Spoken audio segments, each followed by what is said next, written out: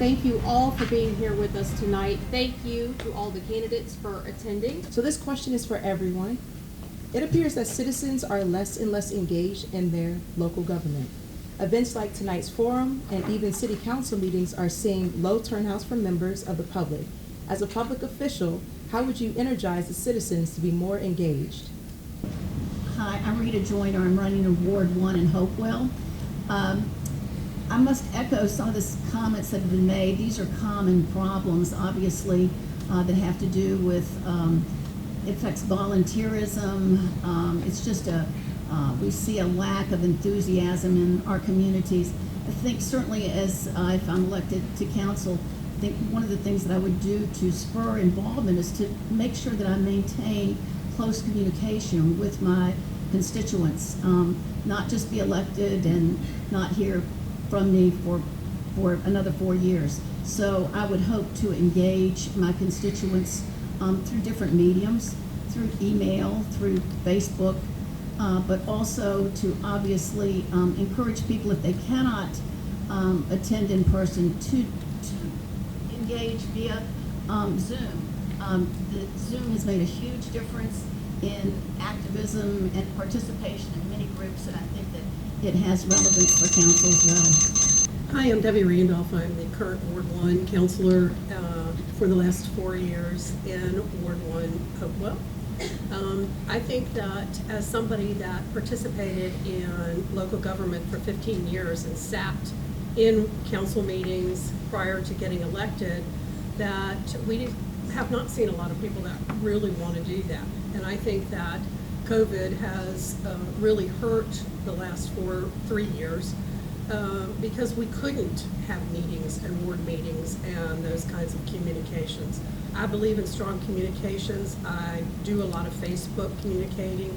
I have my own page that I put stuff out on, and also I am probably one of the few councilors that gives out my personal cell phone number. I want every constituent to have it, to be able to call me and to tell me what their issues are one-on-one. A lot of people don't like to do that in a large group, but they will do it and can do it in a one-on-one setting. I'm out of Ward 2 in Hopewell, and this is the first time I've been involved in a councilmatic election, and but I've been involved with many other elections, and it's always been my motto is to give the people what you got to give the people what they want. And in order to do that, you have to know what they want. And when you talk with people, if you don't listen to them, you won't know what they want. So what it is that I intend to do is to listen to the masses, okay, and understand what it is that they want. Some of them need some help understanding what they want. And I'll move forward from there. Good evening, everyone. My name is Johnny Parton. I currently represent Ward 3 in the city of Hopewell.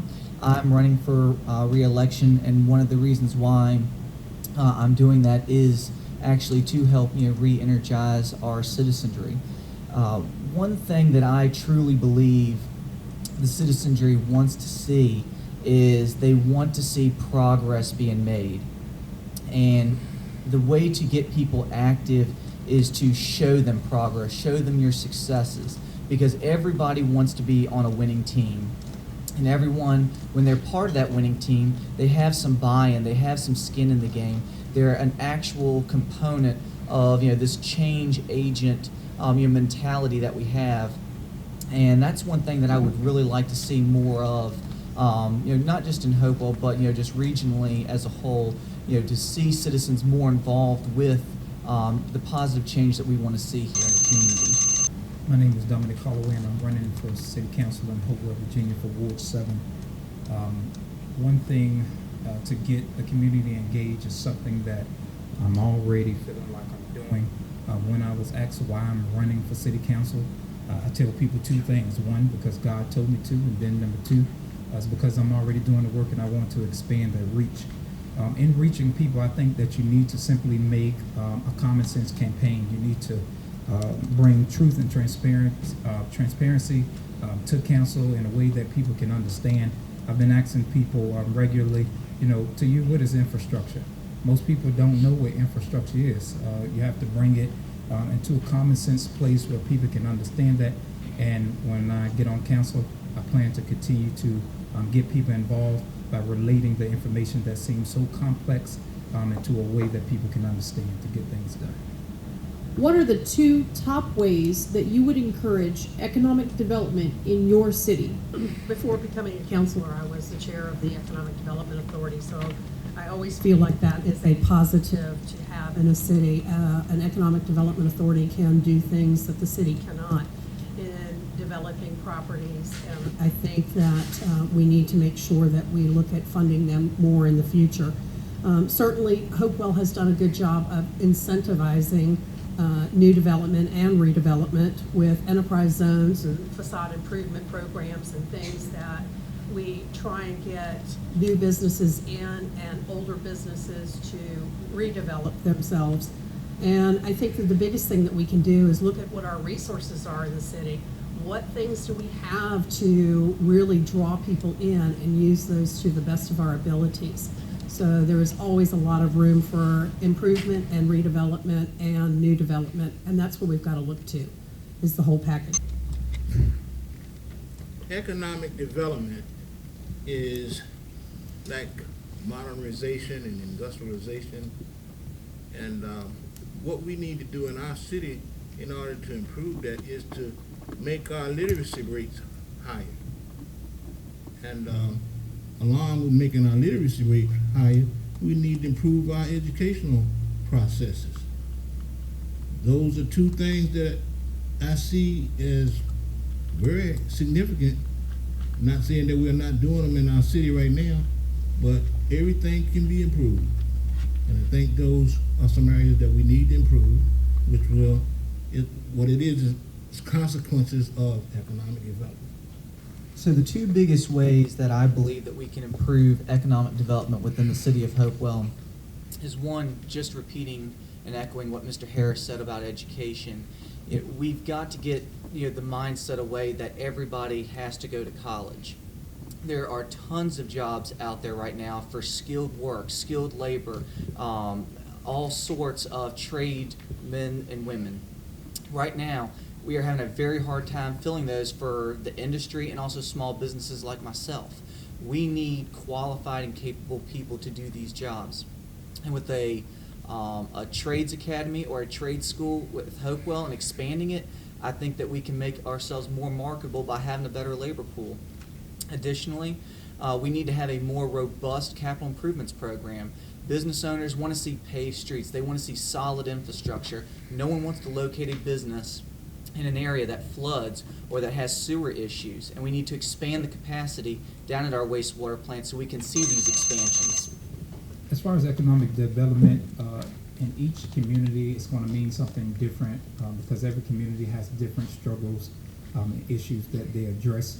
But I think if you expand the fiscal policy, like cutting taxes and increase the disposable income to encourage spending, because of course we all do know that having more cash on hand means that companies and resources can procure capital and improve technology to grow and expand. And all of these actions increase productivity, and it definitely grows the economy so that we can stimulate the economy itself by giving or allowing more money to be able to be used by the citizen. Yes, in Hopewell, you talked about the 2 top ways to encourage economic development. We have a byline that's just been adopted by the Hopewell Downtown Partnership. It's where friends and rivers meet. We have 2 rivers. We sit at the confluence of the James and the Appomattox. The river in Hopewell is its untapped resource. Obviously, there is Folar, but we had an Urban Land Institute study done a few years ago that really created a path for development along the entire waterfront, and that would include both commercial and residential development. So that's one engine. Secondly is our downtown. We've recently just published a downtown investment guide, so encouraging the redevelopment of downtown as well.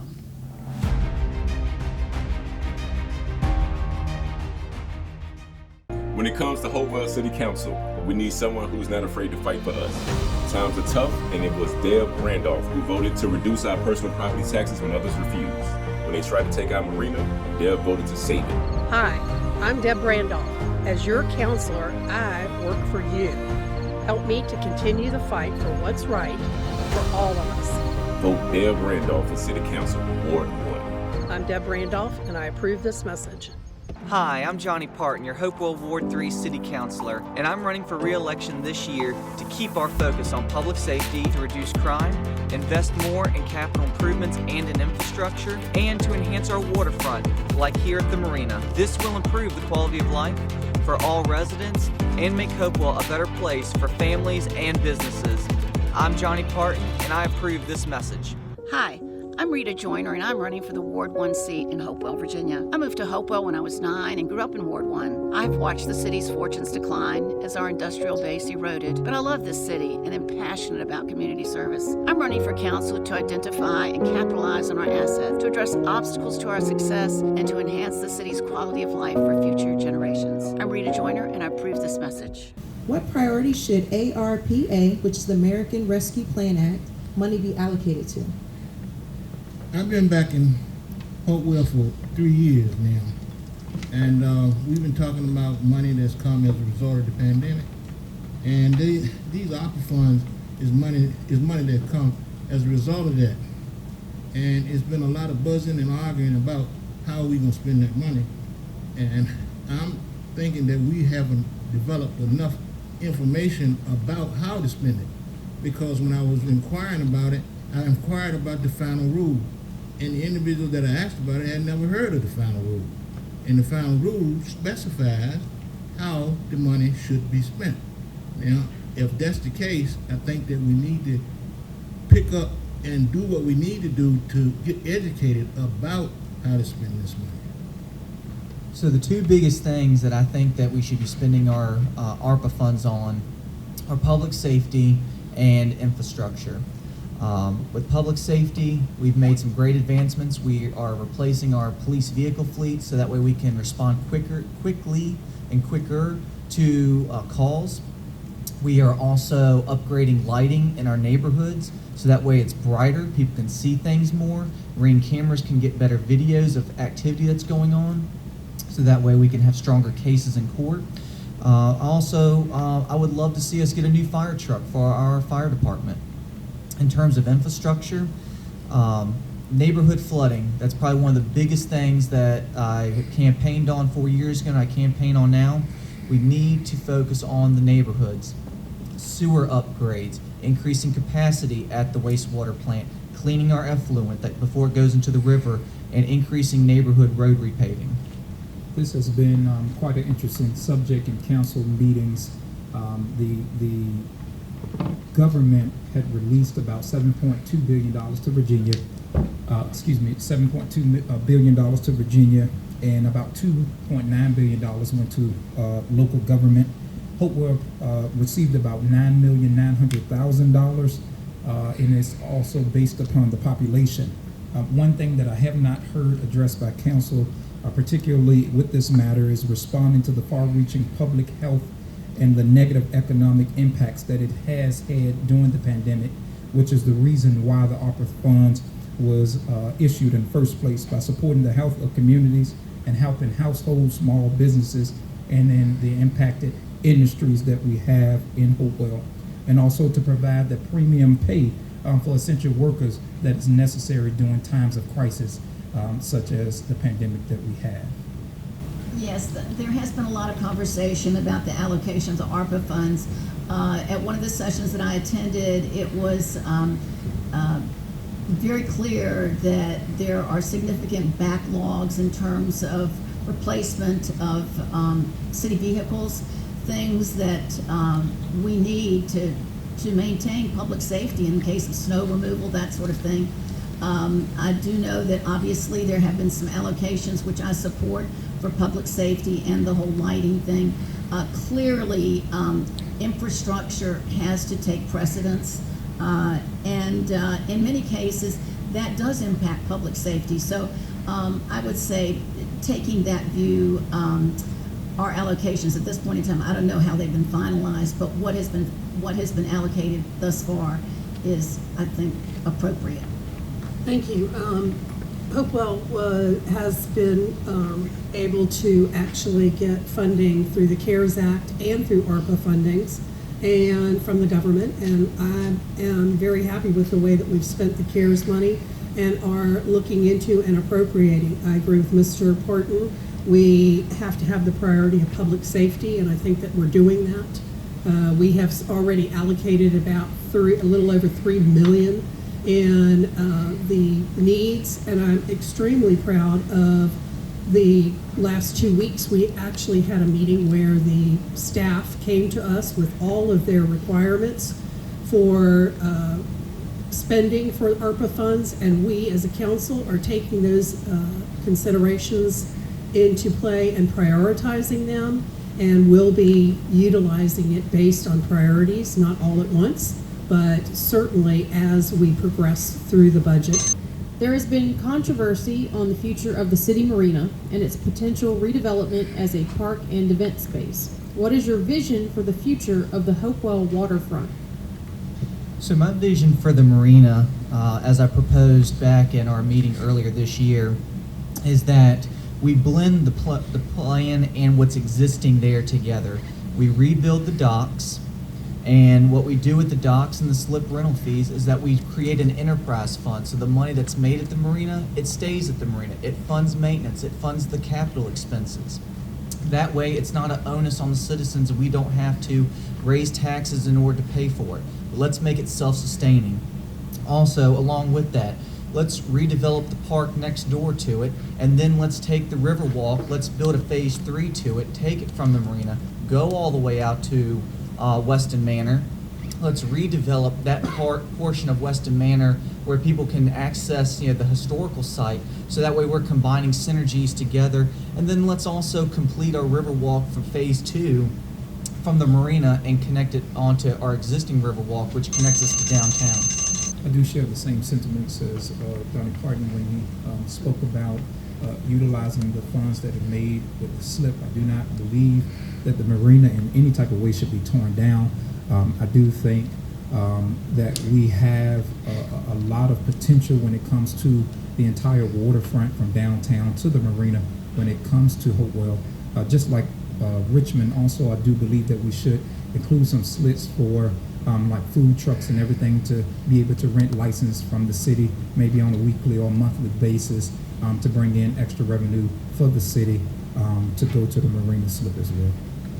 Earlier, I mentioned the importance of our waterfront to economic development in the city, both in terms of residential and commercial development. With regard to the marina, several years ago, this Urban Land Institute plan that I've referred to mentioned a public-private venture would have to do with the marina. Clearly, perhaps a hybrid of what has been proposed would be an appropriate way to go. But one of the things that we don't want to do is we don't want to make it piecemeal. We need to have a comprehensive approach to the entire waterfront. From Weston Manor to the redevelopment of the bluffs, all the way up to City Park, behind the old Patrick Copeland school site. So that's where I think we need to go with that. We do not want to give away our marina, for sure. Thank you. Thank you. Agree with some that has already been said and some aspects. I certainly do not want to get rid of our marina. I think that it can be developed and into something bigger and better. I agree with Mr. Parton that we need to put the funds that are taken from the marina back into the marina. It has always been an issue for the city to be a marina owner. We need to have expertise in that area through either the marina participants or someone from the outside. I agree that we need to not put our land into a conservancy where we lose control of that land. That was the biggest issue that I had about that plan. If we want to do event space, we could put it down at City Park but we do definitely have to finish the river walk. That has been a great aspect for the city. The Hopewell City Marina Park, as I've done my research since I've been back here in Hopewell, is a popular public access point. And from what I hear the current individuals on council talking about, they are trying to improve it, because I understand that they're in the second phase of something. I don't know, but I'll get involved with finding out.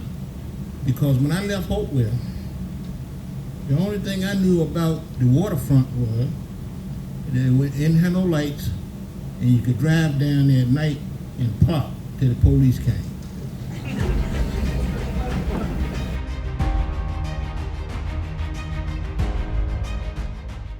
Hi, I'm Rita Joyner, and I'm running for the Ward 1 seat in Hopewell, Virginia. I moved to Hopewell when I was 9 and grew up in Ward 1. I've watched the city's fortunes decline as our industrial base eroded, but I love this city and am passionate about community service. I'm running for council to identify and capitalize on our assets, to address obstacles to our success, and to enhance the city's quality of life for future generations. I'm Rita Joyner, and I approve this message. Hi, I'm Johnny Parton, your Hopewell Ward 3 City Councilor, and I'm running for re-election this year to keep our focus on public safety, to reduce crime, invest more in capital improvements and in infrastructure, and to enhance our waterfront, like here at the marina. This will improve the quality of life for all residents and make Hopewell a better place for families and businesses. I'm Johnny Parton, and I approve this message. When it comes to Hopewell City Council, we need someone who's not afraid to fight for us. Times are tough, and it was Deb Randolph who voted to reduce our personal property taxes when others refused. When they tried to take our marina, Deb voted to save it. Hi, I'm Deb Randolph. As your counselor, I work for you. Help me to continue the fight for what's right for all of us. Vote Deb Randolph for City Council, Ward 1. I'm Deb Randolph, and I approve this message. There have been many positions, including key leadership roles, vacant in the city of Hopewell in the past year. What can City Council do to help fill those vacant positions with qualified staff members? One thing that I've heard, even with the current employees for the city, has been one, getting equal pay in accordance to the surrounding cities or counties to bring pay up. Even in statistics, that's one of the number one things. If you are going to ask somebody what they're looking for in a job, it's going to be pay increase, a greater work life. Nobody wants to come into a sour work environment. A lot of the departments here in the city of Hopewell seems to be on the good as far as that is concerned, but pay has been definitely a factor. And in reaching that, advertisement, of course, is definitely going to be a plus. But I think that we can make things a little bit more feasible when it comes to pay. I think a lot of the staff vacancies, based upon just informal discussions with current employees and past employees, obviously some of the vacancies have been caused because of retirements. It's time for the baby boomers to leave. But the revolving door seems to stem from morale issues generated by the pay inequities that Mr. Holloway referenced, but mainly a lack of teamwork and esprit de corps among employees and departments. Perhaps communication has not been good in the past, and I think that that's created some morale issues. Certainly, if there is an inability to compete in terms of salary, certainly a pleasant work environment is very important in retaining employees. So that's where I would go. I think that many of our long-term employees have gone on to better and higher paying jobs, and that's a credit to the city and to those employees that they had the experience. We definitely need to hire a city manager. At some point, the leadership of the city being in the city manager, who is the person that is the boss for the employees, is critical for the ability for new employees to see that as a stable environment for which to work. I think council can move that ahead fairly quickly. And I think that certainly we have looked as a council on a comprehensive plan, but for whether or not we do a comp and class study or not is going to depend on the costs and where we can go with that. Staff vacancies can be attributed to a number of causes. Normal attrition, competition, the economy, and so forth. Here's my take on that. The city manager form of government should combine the strong political leadership of elected officials with the strong management experience of an appointed city manager. So, all I can say is somebody need to do their job. So with key leadership roles being vacant, a lot of it has come from members retiring, others seeking different roles and different positions around the region and at the state level. And one reason I think that they're able to get those positions is because of the good job that they've done in Hopewell, and that they're able to move up and progress. And so what I think we need to do to help address and fill some of those vacancies is we need to allow our interim city manager to do her job. Let her creatively think of ways to bring in talent. What are different ways that we can do to recruit people? What are different benefits or things that we can do to boost morale and the esprit de corps amongst our employees? And I also agree that we have to start looking more at employee pay and trying to raise the standard and raise the bar, so that way we're not the lowest payers in the region, but we can be competitive with our peers and neighbors. As people across the country experience record inflation hitting their wallets, what can City Council do to help ease that burden for their constituents?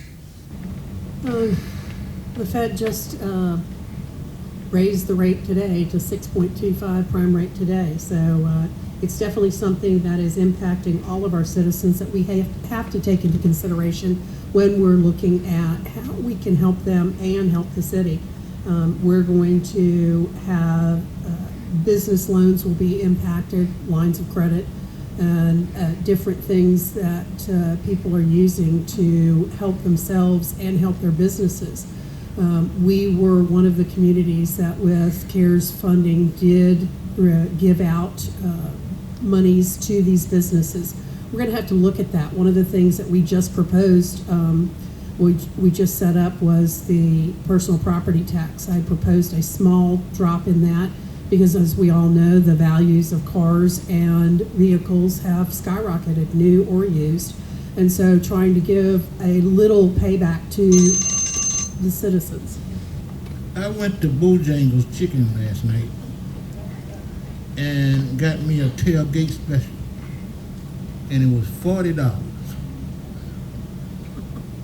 And that's ridiculous, but that's inflation, and that's how it impacts us, especially us that don't have our incomes increase.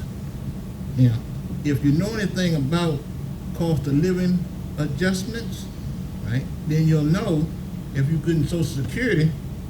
This year we got a 5% increase. They're talking about an 8% increase next year.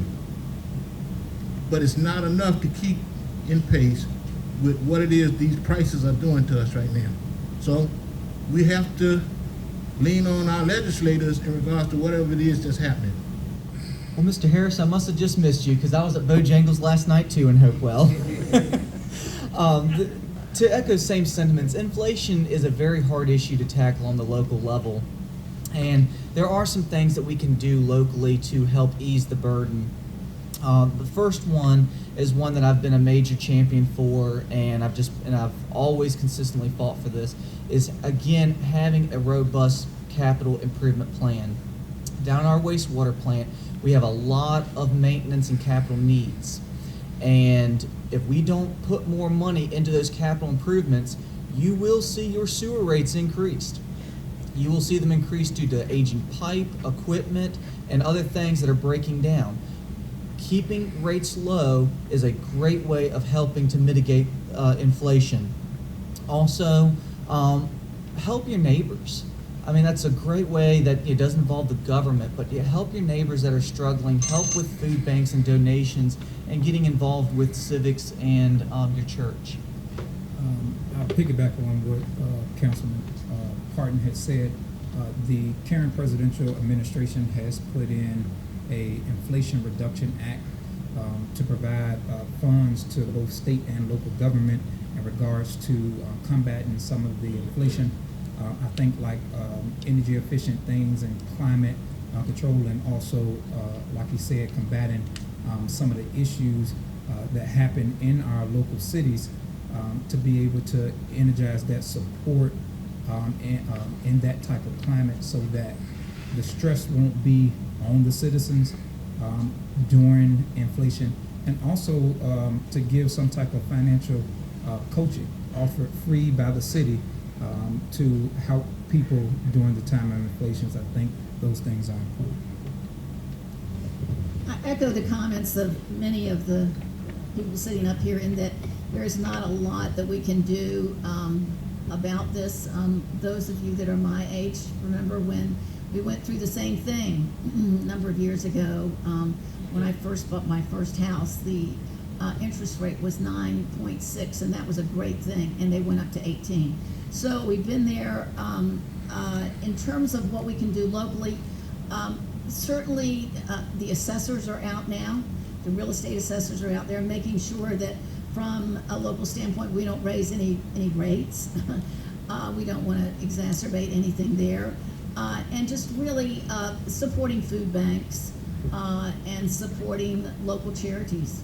I think that's the best way we can deal with this. And this too shall pass.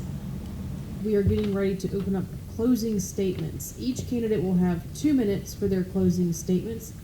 When I left Hopewell in 1984, I told my parents that I was never coming back.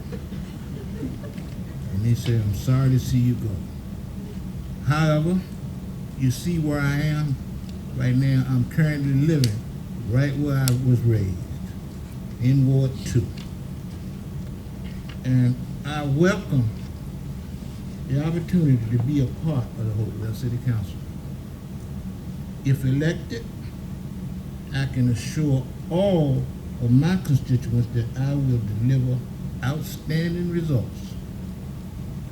My enthusiasm, energy, and commitment to success will greatly assist in enabling us all to not only achieve our goals, it will enable us to exceed them. My motto for the campaign, and I mean this, we've got to give the people what they want. Again, my name's Johnny Parton. I currently represent Ward 3 on Hopewell City Council, and I am running again for re-election this year. And I'm asking for your vote and your support and confidence, because I want to continue the good work that we've started collectively together 4 years ago. We have really put a bigger emphasis on taking care of our neighborhoods and also working towards improving our infrastructure. When I came on Hopewell City Council, and I was fortunate enough to serve as the chairman for the Wastewater Commission, we had a $1.8 million capital budget. And for perspective, we operate a 26 million gallon a day facility that treats industrial and residential waste. That's unacceptable. You cannot run a plant on that type of money. You have to invest in your infrastructure and your assets in the city. And so what I want to see is continued progress down there at the wastewater plant, where just last year we had a capital budget of almost $8 million. That's huge. That is significant. We've never seen funding like that before. I want to see increased funding just like that in our stormwater program, reducing neighborhood flooding, taking care of these infrastructure issues that have been neglected for decades. I also want to see renewed focus on public safety. We hired additional police officers. I hope that we can hire more police officers I hope that we can do more pay raises and get more public safety equipment for our fire and police and EMS teams. I want to focus on cleaning up our neighborhoods even more. I want to see code enforcement more active in our neighborhoods. And I also want to see the marina rebuilt, complete Riverwalk Phase 2, get it to the marina, and then from the marina, get it over to Weston Manor and continue to redevelop our waterfront. Again, I'm Dominic Holloway. I'm running for Hopewell City Council on Ward 7. I have a business brand called Adjusted, and I live by that motto, and I want Hopewell to get adjusted. Again, as I was stating earlier, by a common sense campaign, I want to relate information in a way that is understood by everyone. I want to operate in a place of truth and transparency, to have open communication about agendas for the city. I want unity and community, more community events that with building bonds in mind, because I believe that people should get together so we can learn respect for one another. I think we should yield for youth. In other words, pause a moment to deal with the issues that are at hand surrounding our younger people. Structure, not stress. As Councilman Parton was speaking of, well, we need to invest in infrastructure, transportation system, communication networks, sewage, water, and our electrical system. Safety and service, ambulance, police, fire, medical, work, school, the marketplace, and throughout our community. And last but not least, second chance services.